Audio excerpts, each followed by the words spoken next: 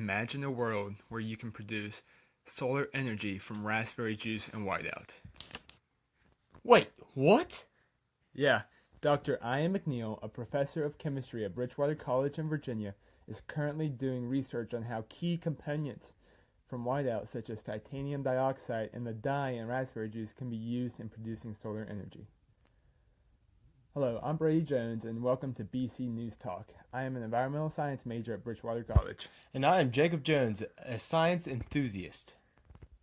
Let's get back to what you just said. How is this possible?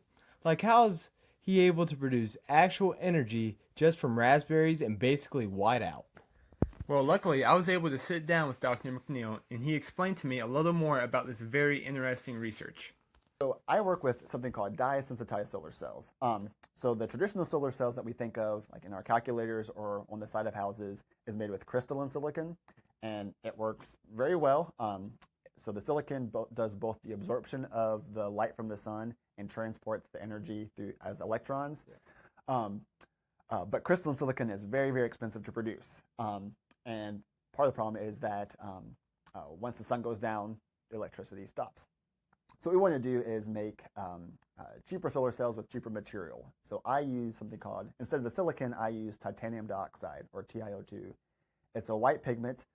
It's found in white paint in the walls, powdered donuts, toothpaste. I think I saw it in denting ice. So it's cheap, abundant, non-toxic, and it does a good job of transporting the electrons. However, it does not do a good job of absorbing the light from the sun. It can only really absorb the UV light from the sun, and the sun does have UV light. We get sunburn, but the majority of the light from the sun is visible and infrared, and so we want something that can absorb that light. So what we do is we take a dye molecule, and in my case, I'm using dye from a raspberry juice, and so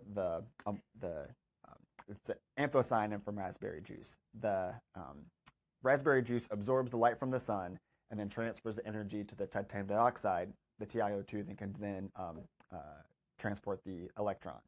Great information. So how is Dr. McNeil able to make this useful in today's world?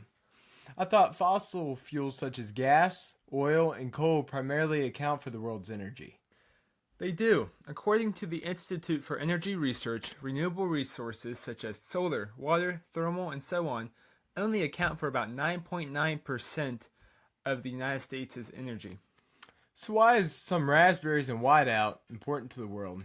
Besides going green and reducing gases in our atmosphere, which is a whole other conversation for another day. Well, during the interview with Dr. McNeil, I asked him about the amount of fossil fuels we have left. According to Dr. McNeil, the question is, when will the peak oil production occur? Some have predicted we have already reached that point. The problem is that those who have predicted that are basing it off the current production methods. So, as we include new ways of harvesting fossil fuels, we discover more reserves. Dr. McNeil does not believe we will run out of fossil fuels, but, and I quote, "How can we diversify our energy infrastructure so that we can rely on fossil fuels and solar," end quote, and possibly other methods of alternative energy. Okay, I see.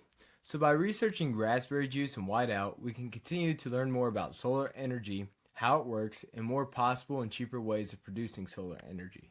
Yep, the research done by scientists such as Dr. McNeil isn't only a very interesting, but also very important to the future. It could create a green, clean, sustainable future for generations to come. Thank you for listening to BC News Talk. We'll see you next time.